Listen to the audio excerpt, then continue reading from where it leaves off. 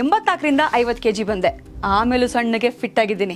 ಅದಕ್ಕೆ ನಾನು ಯೂಸ್ ಮಾಡ್ತಾ ಇರೋದು ಜೀನಿ ಸ್ಲಿಮ್. ರಾಜ್ಯ ದೇಶ ಅಲ್ಲ ವಿದೇಶದಲ್ಲೂ ಕೂಡ ದೂತ ಸಮೀರ್ ಎಂಡಿ ಸಂಚಲನ. ಸಮೀರ್ ಮಾಡಿದಂಥ ಒಂದು ವಿಡಿಯೋ ಇದೀಗ ಭಾರೀ ಸಂಚಲನವನ್ನು ಸೃಷ್ಟಿಸಿದೆ. ಈ ಬಗ್ಗೆ ರಾಜ್ಯ ಸರ್ಕಾರದಲ್ಲಿ ಕೇಂದ್ರದಲ್ಲಿ ಒಂದು ರೀತಿಯ ಚರ್ಚೆ ಹುಟ್ಟು ಹಾಕಿದೆ. ಸರ್ಕಾರದ ಮಟ್ಟದಲ್ಲಿ, ಜನರ ಮಟ್ಟದಲ್ಲಿ, ಅದು ಕೋಟ್ಯಾಂತರ ಜನರ ವೀಕ್ಷಣೆ.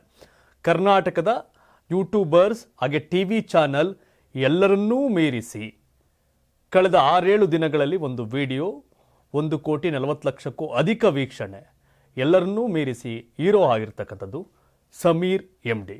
ಎಸ್, ಸಮೀರ್ ವಿಡಿಯೋ ಸಂಚಲನ ಸೃಷ್ಟಿ ಮಾಡಿದೆ. 1.5 ಕೋಟಿಗೂ ಅಧಿಕ ವೀಕ್ಷಣೆ, 1.1 ಮಿಲಿಯನ್ ಅಂದರೆ 11 ಲಕ್ಷಕ್ಕೂ ಅಧಿಕ ಲೈಕ್ಸ್. ಈಗ ಪೊಲೀಸರು ಅಲರ್ಟ್ ಆಗಿದ್ದಾರೆ. ಧರ್ಮಸ್ಥಳದ ಸೌಜನ್ಯ ಕೊಲೆ ಕುರಿತ ಯೂಟ್ಯೂಬರ್ ಸಮೀರ್ ಎಂಡಿ ಅವರ ವಿಡಿಯೋ ಒಂದು ಭಾರೀ ಸದ್ದು ಮಾಡ್ತಿದೆ. ವ್ಯಾಪಕ ಮೆಚ್ಚುಗೆಯೊಂದಿಗೆ ಪರ ಹಾಗೂ ವಿರೋಧ ಅಭಿಪ್ರಾಯಗಳು ಕೇಳಿಬರ್ತಿದ್ದು ಚರ್ಚೆಗೆ ಗ್ರಾಸವಾಗಿದೆ. ಇಲ್ಲಿಯವರೆಗೂ ಯೂಟ್ಯೂಬ್ನಲ್ಲಿ ಸುಮಾರು 1.5 ಕೋಟಿ ವೀಕ್ಷಣೆ ಕಾಣುವ ಮೂಲಕ ರಾಜ್ಯಾದ್ಯಂತ ತೀವ್ರ ಸಂಚಲನ ಸೃಷ್ಟಿಸಿದೆ. ಫೆಬ್ರವರಿ 27ರಂದು ಅಪ್ಲೋಡ್ ಆಗಿರ್ತಕ್ಕಂಥ ಊರಿಗೆ ದೊಡ್ಡವರೇ ಕೊಲೆ ಮಾಡಿದ್ರಾ ಎಂಬ ಟೈಟಲ್ನ ಈ ವಿಡಿಯೋ ಇಲ್ಲಿಯವರೆಗೂ 1,49,34,195 ಈ ಸುದ್ದಿ ಪ್ರಸಾರ ಆಗೋ ವೇಳೆಗೆ ಅದು 1,60,00,000 70 ಲಕ್ಷಕ್ಕೂ ಹೋಗಿರುತ್ತೆ. ಇನ್ನು 1.1 ಮಿಲಿಯನ್ಗೂ ಅಧಿಕ ಅಂದರೆ 11 ಲಕ್ಷಕ್ಕೂ ಅಧಿಕ ಜನ ಈ ವಿಡಿಯೋನ ಲೈಕ್ ಮಾಡಿದ್ದಾರೆ. ಸಾವಿರಾರು ಕಾಮೆಂಟ್ಗಳು ಬರ್ತಿದೆ. ಸಮೀರ್ಗೆ ಜೀವ ಬೆದರಿಕೆ ಕೂಡ ಈ ಸಂದರ್ಭದಲ್ಲಿ ಬಂದಿದೆ. ಈ ವಿಡಿಯೋ ವೈರಲ್ ಆಗ್ತಿದ್ದಂತೆ ಪರ ಹಾಗೂ ವಿರುದ್ಧ ಅಭಿಪ್ರಾಯಗಳು ಕೇಳಿಬರುತ್ತವೆ. ಸಾಮಾಜಿಕ ಮಾಧ್ಯಮದಲ್ಲಿ ಸಮೀರ್ ಎಂಡಿ ಅವರ ವೈಯಕ್ತಿಕ ಮಾಹಿತಿ ಮತ್ತು ವಿಳಾಸ ಲೀಕ್ ಆದಮೇಲೆ ಜೀವ ಬೆದರಿಕೆ ಕರೆಗಳು ಬರ್ತಿರೋದಾಗಿ ಅವರೇ ಯೂಟ್ಯೂಬ್ ಲೈವ್ನಲ್ಲಿ ತಿಳಿಸಿದರು. ಕೂಡಲೇ ಅವರು ಸೌಜನ್ಯ ಪ್ರಕರಣದ ಹೋರಾಟಗಾರ ಮಹೇಶ್ ಶೆಟ್ಟಿ ತಿಮ್ರೋಡಿ ತಂಡದ ಸದಸ್ಯರನ್ನ ಸಂಪರ್ಕ ಮಾಡಿ ಅವರು ವಕೀಲರ ನೆರವು ನೀಡುತ್ತಿದ್ದಾರೆ. ಮತ್ತೋರ್ವ ಹೋರಾಟಗಾರ ಗಿರೀಶ್ ಮಠನವರ ಮನೆಗೆ ಬಂದು ಬೆಂಬಲವನ್ನು ಕೂಡ ವ್ಯಕ್ತಪಡಿಸಿರೋದಾಗಿ ಈ ವಿಡಿಯೋ ಮಾಡಿ ತಿಳಿಸಿದ್ದಾರೆ. ಇನ್ನು ಜನ ಬೆಂಬಲ ಮತ್ತು ಜನ ಆಕ್ರೋಶ ಎರಡೂ ಕೂಡ ಈ ಸಮೀರ್ ವಿಚಾರದಲ್ಲಿದೆ. ಇನ್ನು ಸಾಮಾಜಿಕ ಜಾಲತಾಣಗಳಲ್ಲಿ ನಾನಾ ಸಂಘಟನೆಗಳು, ಯೂಟ್ಯೂಬರ್ಗಳು ಸಮೀರ್ ಅವರಿಗೆ ಬೆಂಬಲವನ್ನು ವ್ಯಕ್ತಪಡಿಸಿದ್ದು ಹೊಗಳಿಕೆಯ ಮಾತುಗಳನ್ನು ಆಡ್ತಾ ಇದ್ದಾರೆ. ಸೌಜನ್ಯ ಕೊಲೆಗೆ ನ್ಯಾಯ ಸಿಗಬೇಕು ಅಂತ ಒತ್ತಾಯ ಮಾಡ್ತಿದ್ದಾರೆ. ಮತ್ತೆ ಕೆಲವರು ಈ ವಿಚಾರದಲ್ಲಿ ಸೌಜನ್ಯಗೆ ನ್ಯಾಯ ಸಿಗಬೇಕು, ಆದರೆ ಧರ್ಮಸ್ಥಳದ ದೇವಾಲಯ ವಿಚಾರವನ್ನು ಯಾಕೆ ಎಳ್ತಕೊಂಡು ಬರ್ತೀರಿ, ನೀವೊಬ್ಬ ಮುಸ್ಲಿಂ ಆಗಿ ಹಿಂದೂ ಧರ್ಮೀಯರನ್ನ, ಹಿಂದೂ ಧರ್ಮದ ದೇವಸ್ಥಾನ ಯಾಕೆ ಟಾರ್ಗೆಟ್ ಮಾಡ್ತೀರೋ ಚರ್ಚೆಯನ್ನು ಕೂಡ ಮಾಡ್ತಾ ಇದ್ದಾರೆ. ಇನ್ನು ಈ ವಿಡಿಯೋ ಕುರಿತು ಎಡಿಜಿಪಿ, ಎಲ್ಲ ಪೊಲೀಸ್ ಆಯುಕ್ತರು, ಜಿಲ್ಲಾ ಪೊಲೀಸರು, ಅಧೀಕ್ಷಕರು, KGF ಹಾಗೂ ರೈಲ್ವೇಸ್ ಸೇರಿದಂತೆ ಎಲ್ಲರಿಗೂ ಫ್ಯಾಕ್ಸ್ ಸಂದೇಶವನ್ನು ಕಳಿಸಿದ್ದು ಈ ವಿಷಯವನ್ನು ತಮ್ಮ ಘಟಕಗಳಲ್ಲಿರ್ತಕ್ಕಂಥ ಸೋಷಿಯಲ್ ಮೀಡಿಯಾ ಮಾನಿಟರಿಂಗ್ ಸೆಲ್ ಮೂಲಕ ಮೇಲಾಧಿಕಾರಿಗಳ ಗಮನಕ್ಕೆ ತರುವಲ್ಲಿ ವಿಫಲರಾಗಿರೋದಾಗಿ ತಿಳಿಸಿದ್ದಾರೆ. ಈ ವಿಷಯ ಕುರಿತಂತೆ ಸಾರ್ವಜನಿಕರಲ್ಲಿ ಪರ ವಿರೋಧ ಅಭಿಪ್ರಾಯಗಳು ಉಂಟಾಗಿ ಸಮಾಜದಲ್ಲಿ ಕಾನೂನು ಮತ್ತು ಸುವ್ಯವಸ್ಥೆಗೆ ಧಕ್ಕೆಯಾಗುವ ಸಂಭವವಿದೆ. ಆದ್ದರಿಂದ ಘಟಕಾಧಿಕಾರಿಗಳು ಕೂಡಲೇ ಕಾರ್ಯಪ್ರವೃತ್ತರಾಗಿ ನಿಮ್ಮ ಸೋಷಿಯಲ್ ಮೀಡಿಯಾ ಮಾನಿಟರಿಂಗ್ ಸೆಲ್ಗಳನ್ನು ಚುರುಕುಗೊಳಿಸುವುದು ಹಾಗೂ ಈ ಕುರಿತಂತೆ ಕೈಗೊಂಡ ಕ್ರಮದ ಬಗ್ಗೆ ಎಡಿಜಿಪಿ ಕಾನೂನು ಮತ್ತು ಸುವ್ಯವಸ್ಥೆ ವಿಭಾಗಕ್ಕೆ ಮಾಹಿತಿ ನೀಡುವುದು ಅಂತ ಫ್ಯಾಕ್ಸ್ ಸಂದೇಶದಲ್ಲಿ ಬರೆಯಲಾಗಿದೆ. ಇನ್ನು ಧಾರ್ಮಿಕ ಭಾವನೆಗೆ ಧಕ್ಕೆ ತಂದಂತ ಆರೋಪ ಹಿನ್ನೆಲೆ ದೂತ ಸಮೀರ್ ಎಂಡಿ ವಿರುದ್ಧ FIR ಕೂಡ ಆಗಿದೆ. ಈ ಬಗ್ಗೆ ಒಂದಷ್ಟು ಆಕ್ರೋಶ ಕೂಡ ಇದೆ. ಇನ್ನು ದಕ್ಷಿಣ ಕನ್ನಡ ಸೌಜನ್ಯ ಪ್ರಕರಣದ ಕುರಿತು ವಿಡಿಯೋ ಮಾಡಿದಂಥ ಈ ದೂತ ಸಮೀರ್ ಎಂಡಿ ವಿರುದ್ಧ ಬಳ್ಳಾರಿಯ ಕೌಲ್ ಬಜಾರ್ ಪೊಲೀಸರು FIR ಕೂಡ ದಾಖಲು ಮಾಡಿಕೊಳ್ಳಲಾಗಿದೆ. ಧರ್ಮಸ್ಥಳ ಕ್ಷೇತ್ರ ಹಾಗೂ ಭಕ್ತರ ಧಾರ್ಮಿಕ ಭಾವನೆಗಳಿಗೆ ಧಕ್ಕೆ ತಂದ ಆರೋಪದಡಿ ಕೌಲ್ ಬಜಾರ್ ಠಾಣೆ ಪೊಲೀಸರು ಸ್ವಯಂ ಪ್ರೇರಿತ ದೂರು ದಾಖಲಿಸಿಕೊಂಡಿದ್ದು ವಿಚಾರಣೆಗೆ ಹಾಜರಾಗುವಂತೆ ನೋಟಿಸ್ ಕೊಟ್ಟಿದ್ದಾರೆ.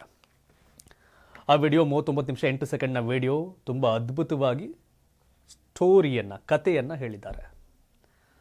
ಘಟನೆಯನ್ನು ವಿವರಿಸುವಾಗ ಒಂದಷ್ಟು ವ್ಯತ್ಯಾಸಗಳು ಕೂಡ ಆಗಿರ್ತಕ್ಕಂಥದ್ದು.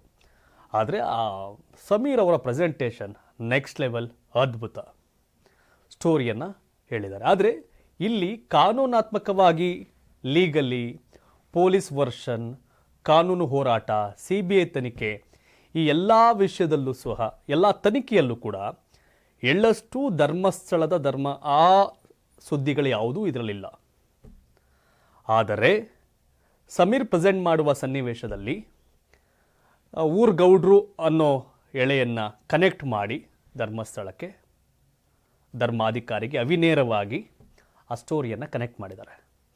ಸೌಜನ್ಯ ರೇಪ್ ಅಂಡ್ ಮರ್ಡರ್ ಆಗಿದೆ, ಆ ಪ್ರಕರಣಕ್ಕೆ ಸಂಬಂಧಪಟ್ಟಂತೆ ನ್ಯಾಯ ಸಿಗಬೇಕು. ಅದು ಇಷ್ಟು ವರ್ಷ, 2012ರಿಂದ ಇಲ್ಲಿವರೆಗೆ 13-14 ವರ್ಷ ಹೋರಾಟ, ಕಾನೂನು ಹೋರಾಟ, ಹೋರಾಟಗಾರರ ಆರೋಪ ಅದು ನೇರವಾಗಿ ಧರ್ಮಸ್ಥಳದ ಮೇಲೆ. ಆದರೆ ಕಾನೂನು ಹೋರಾಟದಲ್ಲಿ even 1% 1% ಧರ್ಮಸ್ಥಳ ಮಂಜುನಾಥ ಈ ಸರ್ಕಲ್ಗೂ ಇಲ್ಲಿಗೂ ಲಿಂಕೇ ಇಲ್ಲ. ಪೋಸ್ಟ್ ಮಾರ್ಟಮ್ ರಿಪೋರ್ಟಲ್ಲಿ ಒಬ್ಬರಿಂದನೇ ರೇಪ್ ಆಗಿದೆ ಅನ್ನೋದು, ಅದರ ಗ್ಯಾಂಗ್ ರೇಪ್ ಅನ್ನೋ ಲೆಕ್ಕಾಚಾರ, ನಂತರ ಇವ್ರು ರೇಪ್ ಮಾಡಿದ್ದಾರೆ ಅಂತ ಹೋರಾಟಗಾರ ಪಟ್ಟಿ ಕೊಡ್ತಿರೋ ಅದರಲ್ಲ ಒಬ್ಬ ಇಂಡಿಯಾದಲ್ಲಿ ಇರಲೇ ಇಲ್ಲ, US ಅಲ್ಲಿದ್ದರು, ಹೊರಗಡೆ ಬೇರೆ ದೇಶದಲ್ಲಿದ್ದರು. ನಂತರ ಅವ್ರು ವಿದೇಶದಲ್ಲಿದ್ದಾರೆ ಅನ್ನೋ ದಾಖಲಾತಿಗಳು ರಿಲೀಸ್ ಆದಾಗ ಇಲ್ಲ ಆತ ವಿಶೇಷ ವಿಮಾನದಲ್ಲಿ ಬಂದು ರೇಪ್ ಮಾಡಿ ಹೋಗಿದ್ದಾನೆ ಅನ್ನೋ ಆರೋಪ, ಇವೆಲ್ಲವೂ ಒಂದಷ್ಟು ಹೋರಾಟಗಾರರ ಹೇಳಿಕೆಗಳು ಕೂಡ ಈ ಪ್ರಕರಣವನ್ನು ಹಾದಿ ತಪ್ಪಿಸಿದೆ. ಬಟ್ ಆ ವಿಡಿಯೋದಲ್ಲಿ, ಸಮೀರ್ ಅವರ ವಿಡಿಯೋದಲ್ಲಿ ಒಂದಷ್ಟು ನರೇಷನ್ ಬಾಯಿ ಮಾತಿನ ಆರೋಪಗಳಿತ್ತಲ್ಲ. ಒಂದು ತನಿಖೆ ಇಷ್ಟೆಲ್ಲ, ಇನ್ನು CBI ಕೂಡ ತನಿಖೆ ಮಾಡಿದೆ ಈ ಪ್ರಕರಣವನ್ನು. CBI ತನಿಖೆಯಲ್ಲೂ ಕೂಡ ಎಲ್ಲೂ ಕೂಡ ಏನು ಈಗ ಆರೋಪ ಮಾಡ್ತಿದಾರಲ್ಲ, ಧರ್ಮಸ್ಥಳದ ಧರ್ಮಾಧಿಕಾರಿ ಕುಟುಂಬದ ಮೇಲೆ ಒಂದಷ್ಟು ಅವಿನೇರ ಆರೋಪಗಳಿದೆಯಲ್ಲ, CBI ತನಿಖೆ ಆಗಲಿ, ಸ್ಟೇಟ್ ಪೊಲೀಸ್ ಆಗಲಿ, ಯಾವುದೇ ತನಿಖೆಯಲ್ಲೂ ಕೂಡ ಎಳ್ಳಷ್ಟು ಪಾತ್ರ ಇರಬಹುದು, ಪಾತ್ರ ಹಿಂಗಿದೆ ಅನ್ನೋದೆಲ್ಲೂ ಕೂಡ ಮೆನ್ಷನ್ ಆಗಿಲ್ಲ. ಆದರೆ ಬಾಯಿ ಮಾತಿನ ಆರೋಪ ನೇರವಾಗಿ ಟಾರ್ಗೆಟ್ ಧರ್ಮಸ್ಥಳ ಧರ್ಮಾಧಿಕಾರಿಗಳು ಕುಟುಂಬ. ಬಟ್ ಈ ಪ್ರಕರಣದಲ್ಲಿ ಏನು ಹೋರಾಟ ಇತ್ತಲ್ಲ, ಅಂತೆ ಕಂತೆಗಳಿತ್ತಲ್ಲ, ಅಂತೆ ಕಂತೆಯ ಆಧಾರದ ಮೇಲಿನ ವಿಡಿಯೋ ಆಗಿರೋಕ್ಕೆ ಒಂದಷ್ಟು ಪರ ವಿರುದ್ಧ ಚರ್ಚೆ ಆಗ್ತಿದೆ. ಅದು ಹಿಂದೂಗಳ ದೇವಾಲಯ ಅಲ್ಲ, ಜೈನ್ಸ್ ದೇವಾಲಯ. ಹೆಗಡೆಯವರ ಫ್ಯಾಮಿಲಿ ತಲತಲಾಂತರದಿಂದ ಆ ದೇವಸ್ಥಾನ ನಡೆಸ್ಕೋಬೇಕು. ಯಾರಿಗೂ ಅದ್ರ ಬಗ್ಗೆ ಏನು ದೊಡ್ಡ ಮಟ್ಟಿಗಿನ ಅಬ್ಜೆಕ್ಷನ್ ಏನಿಲ್ಲ.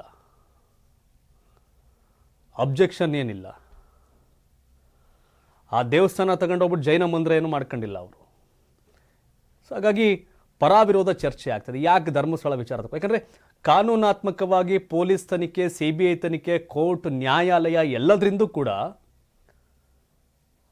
ಇವರೇನೇ ಆರೋಪಗಳು ಮಾಡಿ ದಾಖಲೆ, ಒಂದು ನಯಾ ಪೈಸ ದಾಖಲೆ ಇಲ್ಲ ಧರ್ಮಾಧಿಕಾರಿಗಳ ವಿರುದ್ಧ, ಫ್ಯಾಮಿಲಿ ವಿರುದ್ಧ ದಾಖಲೆಗಳಿಲ್ಲ. ಬಾಯಿ ಮಾತಿನ ಆರೋಪಗಳನ್ನೇ ಆಧಾರವಾಗಿಟ್ಕೊಂಡು ಮಾಡಿದಂಥ ವಿಡಿಯೋನ ಕಾರಣಕ್ಕೆ ಒಂದಷ್ಟು ವಿರೋಧ, ದೊಡ್ಡ ಮಟ್ಟಿಗಿನ ವಿರೋಧ ಕೂಡ ವ್ಯಕ್ತ ಆಗ್ತದೆ. ಬಟ್ ಆ story narration next level Sameer ಮಾಡಿರೋದು. Dhruv Rathee Hindi YouTuber number 1 India. But video upload ಮಾಡಿದಾಗ 50,000 ಸಬ್ಸ್ಕ್ರೈಬರ್, ಈಗಾಗಲೇ 7 ಲಕ್ಷ ದಾಟಿದೆ. ದಿನಕ್ಕೊಂದು. ನಿನ್ನೆ ನಾವು ನಮ್ಮ ಆಫೀಸಲ್ಲಿ ಸುಭಾಷ್ ಶುಗರ್ ಸರ್ ನಾನಿಬ್ಬರು ಮಾತಾಡಬೇಕಾದ್ರೆ 5,16,000 ಸಬ್ಸ್ಕ್ರೈಬರ್, ಈಗ 7 ಲಕ್ಷ ದಾಟಿದೆ. 7.5 ಲಕ್ಷ, 24 ಗಂಟೆಗೆ 1.5 ಲಕ್ಷ ಸಬ್ಸ್ಕ್ರೈಬರ್ ಬರ್ತಿದ್ದಾರೆ. ಇಡೀ ದೇಶಾದ್ಯಂತ ಚರ್ಚೆ ಆಗ್ತಿದೆ, ವಿದೇಶದಲ್ಲಿ ಕೂಡ ಚರ್ಚೆ ಆಗ್ತಿದೆ. ಆದರೆ ಸ್ಟೋರಿಯನ್ನು ತುಂಬ ಅದ್ಭುತವಾಗಿ ಸಿನಿಮಾ ರೀತಿ ಕಟ್ಕೊಟ್ಟಿದ್ದಾರೆ. ಆ ವಿಡಿಯೋ ಮಾಡೋ ಟೈಮಲ್ಲಿ ಇನ್ಫಾರ್ಮೇಷನ್ ಕೊಡಬೇಕಾದ್ರೆ ಕಾನೂನಾತ್ಮಕವಾಗಿ, ಲೀಗಲಿ ದಾಖಲೆ ಸಹಿತ ಪ್ರೊಡ್ಯೂಸ್ ಮಾಡೋ ವಿಷಯದಲ್ಲಿ ಫೇಲ್ ಆಗಿದ್ದಾರೆ. ಅಂತೆ ಕಂತೆಗಳನ್ನು ಸೇರಿ ಅಲ್ಲಿ ಪ್ರೆಸೆಂಟ್ ಮಾಡಿರೋ ಕಾರಣ ಒಂದಷ್ಟು ವಿವಾದ ಆಗ್ತಿದೆ. ಕರ್ನಾಟಕ ರಾಜ್ಯ ಪೊಲೀಸರು, CBI ಎಲ್ಲರೂ ತನಿಖೆ ಮಾಡಿದಾಗ ಸಿಗದೇ ಇರುವಂಥ ವಿಷಯಗಳು, ಇನ್ಫಾರ್ಮೇಷನ್, ಬರೀ ಏನು ಆರೋಪ ಇತ್ತಲ್ಲ, ಆ ಆರೋಪದ ವರ್ಷನ್ ತಗೊಂಡು ವಿಡಿಯೋ ಮಾಡಿದ್ದಾರೆ ಅನ್ನೋ ಕಾರಣಕ್ಕೆ ವಿರೋಧ ಇದೆ. ಅದೇನೇ ಇರಲಿ, ಬಟ್ ಈ ವಿಡಿಯೋ ಇಷ್ಟೊಂದು ವೈರಲ್ ಆಗುತ್ತೆ, ಇಷ್ಟು ಇಂಪ್ಯಾಕ್ಟ್ ಮಾಡುತ್ತೆ ಅನ್ನೋದು ಯಾರಿಗೂ ಕೂಡ ನಿರೀಕ್ಷೆಗಳಿರಲಿಲ್ಲ. ಬಟ್ ಸಮೀರ್ಗೆ ಹ್ಯಾಟ್ಸ್ ಆಫ್ ಹೇಳಬೇಕು, ಪ್ರೆಸೆಂಟೇಷನ್ ಗುಡ್. ಆದರೆ ಎರಡೂ ಕಡೆ ವರ್ಷನ್ಗಳನ್ನ ತಗೊಂಡು ಓಕೆ ಈ ಥರದ ಆರೋಪಗಳಿದೆ, ಬಟ್ ಕಾನೂನು ಹೇಳುತ್ತೆ. ಪೊಲೀಸ್ ತನಿಖೆ ಆದಾಗ ಏನಾಯಿತು? ಪೊಲೀಸ್ ತನಿಖೆಯಲ್ಲಿ ಏನಿದೆ? CBI ತನಿಖೆಯಲ್ಲಿ ಏನಿದೆ? ಪೋಸ್ಟ್ ಮಾರ್ಟಮ್ ರಿಪೋರ್ಟಲ್ಲಿ ಏನಿದೆ? ಈ ರೀತಿ ಆರೋಪ ಇದೆ, ಆದರೆ ಅಲ್ಲಿ ರಿಪೋರ್ಟಲ್ಲಿ ಏನಿದೆ ಅನ್ನೋದನ್ನ ಕಂಪ್ಯಾರಿಸನ್ ಮಾಡಬೇಕಾಗಿತ್ತು ಅನ್ನೋದು ಬಿಟ್ಟರೆ ಎವ್ರಿಥಿಂಗ್ ಇಸ್ ಎಕ್ಸಲೆಂಟ್. ಸಮೀರ್ಗೆ ಹ್ಯಾಟ್ಸ್ ಆಫ್ ಹೇಳಬೇಕು. ಆದರೆ ತನಿಖೆಯಲ್ಲಿ ಬಂದಂಥ ಔಟ್ಪುಟ್ ಬೇರೆ, ಆರೋಪ ಬೇರೆ. ಈ ರೀತಿ ಆರೋಪ ಇದೆ, ಬಟ್ ಈ ರೀತಿ ತನಿಖೆಯಿಂದ ಮಾಹಿತಿ ಬಂದಿದೆ. ಬಟ್ ಇಲ್ಲಿ ಪೊಲೀಸ್ನವರೇ ಎಲ್ಲನೂ ಕೂಡ ಹಾಳು ಮಾಡಿದ್ದಾರೆ, ಡೆಸ್ಟ್ರಾಯ್ ಮಾಡಿದ್ದಾರೆ, ತನಿಖೆ ಕರೆಕ್ಟಾಗಿ ಮಾಡಿಲ್ಲ ಅನ್ನೋ ಸೌಜನ್ಯ ಫ್ಯಾಮಿಲಿ ಆರೋಪವನ್ನೇ ಇಲ್ಲಿ ಮಾಡ್ತಿದ್ದಾರೆ. ತನಿಖೆಯಲ್ಲಿ ಸ್ಟಾರ್ಟಿಂಗ್ ಅರೆಸ್ಟ್ ಮಾಡಿದ್ದು ಸಂತೋಷ್ ರಾವ್, ಆತ ಭಾಳ ವರ್ಷ ದೀರ್ಘಕಾಲ ಜೈಲಲ್ಲಿದ್ದರು, ಹೊರಗಡೆ ಇದ್ದಾರೆ. ಆದರೆ ಸಂತೋಷ್ ರಾವ್ ಅಲ್ಲ ಅಂದರೆ ಇನ್ಯಾರು ಆಗಬೇಕಾಗಿತ್ತಲ್ಲ. ಸೌಜನ್ಯ ಸಾವಿನ ರಹಸ್ಯ ಇನ್ನೂ ರಹಸ್ಯವೇ. ಸಂತೋಷ್ ರಾವ್ ಅಲ್ಲ ಅಂದರೆ ಮತ್ಯಾರು? ಸೌಜನ್ಯ ಅವ್ರ ಫ್ಯಾಮಿಲಿ ಇವರೆಲ್ಲ ಹೋರಾಟಗಾರ ಆರೋಪ ಗ್ಯಾಂಗ್ ರೇಪ್ ಅಂತ. ಬಟ್ ಪೋಸ್ಟ್ ಮಾರ್ಟಮಲ್ಲಿ ಗ್ಯಾಂಗ್ ರೇಪ್ ಎಲ್ಲ ಒಬ್ಬನಿಂದೇ ಆಗಿದೆ ಅನ್ನೋ ಲೆಕ್ಕಾಚಾರಗಳು. ಸೊ ಹಾಗಾಗಿ Sameer video super, video presentation, ವಿಷಯ ಹೇಳಿರೋದು. ಆದರೆ ವಿಷಯದ ಸತ್ಯಾಸತ್ಯತೆ ಬಂದಾಗ CBI ಕೈಲೇ ಆಗಲಿಲ್ಲ. CBIನಲ್ಲೇ ರಿಪೋರ್ಟಲ್ಲಿಲ್ಲ. ಧರ್ಮಸ್ಥಳದ ಫ್ಯಾಮಿಲಿ, ಆ ಫ್ಯಾಮಿಲಿ ರಿಲೇಟೆಡ್ ಏನೂ ಇಲ್ಲ. CBI ರಿಪೋರ್ಟಲ್ಲಿಲ್ಲ, ಕೋರ್ಟಲ್ಲಿಲ್ಲ, ಎಲ್ಲೂ ಇಲ್ಲ. ಆರೋಪಗಳ ಅಂಶಗಳನ್ನ ಇಟ್ಕೊಂಡು ವಿಡಿಯೋ ಮಾಡಿದ್ದಾರೆ ಅನ್ನೋ ಕಾರಣಕ್ಕೆ ಇದಿಷ್ಟು ಚರ್ಚೆ. But video super, presentation super. Satyana cinema, ಇದನ್ನು ಸಿನಿಮಾ ಅಂತ ತಗೊಂಡು ನೋಡಿದ್ರೆ ಸೂಪರ್. ಮತ್ತೆ ಅಗೇನ್ ಇನ್ವೆಸ್ಟಿಗೇಷನ್ ಆ್ಯಂಗಲ್ ನೋಡಿದಾಗ ಇನ್ವೆಸ್ಟಿಗೇಷನ್ನೇ ಬೇರೆ ಇದೆ, ಇಲ್ಲಿ ವಿಡಿಯೋ ಬೇರೆ ಇದೆ. ಆರೋಪದ ಆಧಾರದ ಮೇಲೆ ವಿಡಿಯೋ ಆಗಿದೆ, ಇನ್ವೆಸ್ಟಿಗೇಷನ್ ಆಧಾರದ ಮೇಲೆ ವಿಡಿಯೋ ಆಗಿಲ್ಲ ಅಷ್ಟೇ.